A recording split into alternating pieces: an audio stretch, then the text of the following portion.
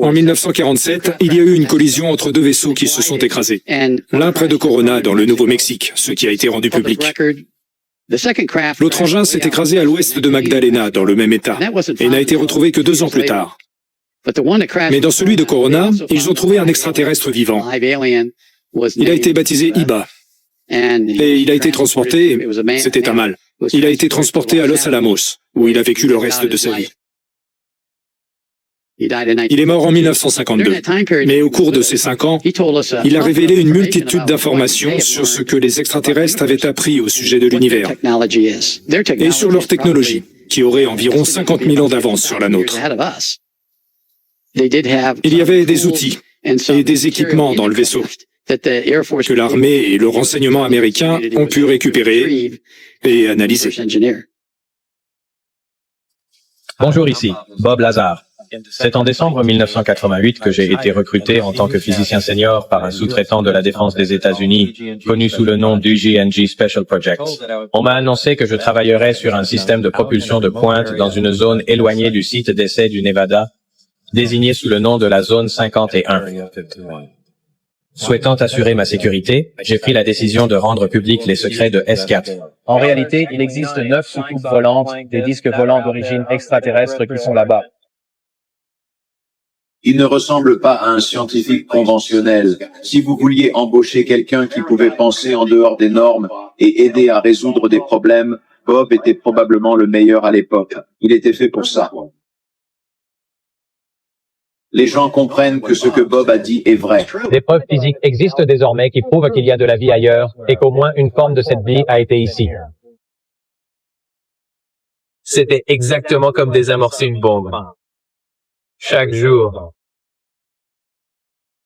Il a été visé. J'ai vu cet homme armé, ce qui était très troublant. J'étais prêt à riposter. Ces briefings contenaient un vaste éventail d'informations, surtout en rapport avec les aliens et leur technologie.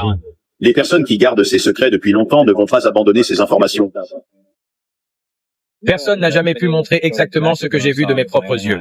Personne n'a jamais pu montrer exactement ce que j'ai vu de mes propres yeux jusqu'ici.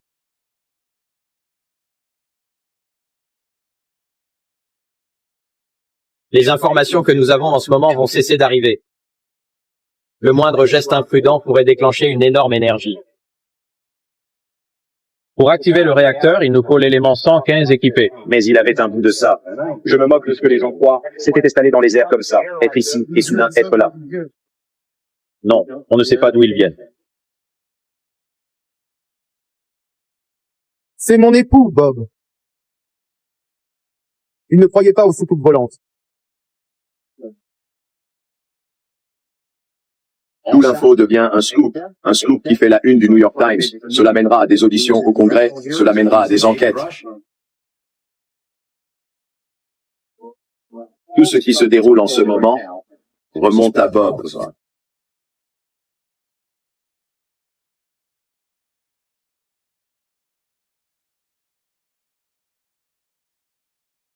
On a largement distancé la science-fiction des années 50. Le monde a bien changé. Aujourd'hui, il y a un plus grand degré d'ouverture et d'acceptation de la réalité.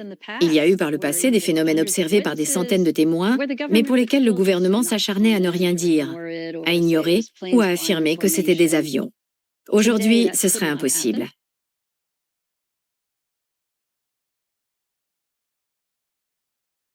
La prochaine grande étape à franchir, c'est de reconnaître que ces phénomènes ne sont attribuables à aucune nation sur Terre.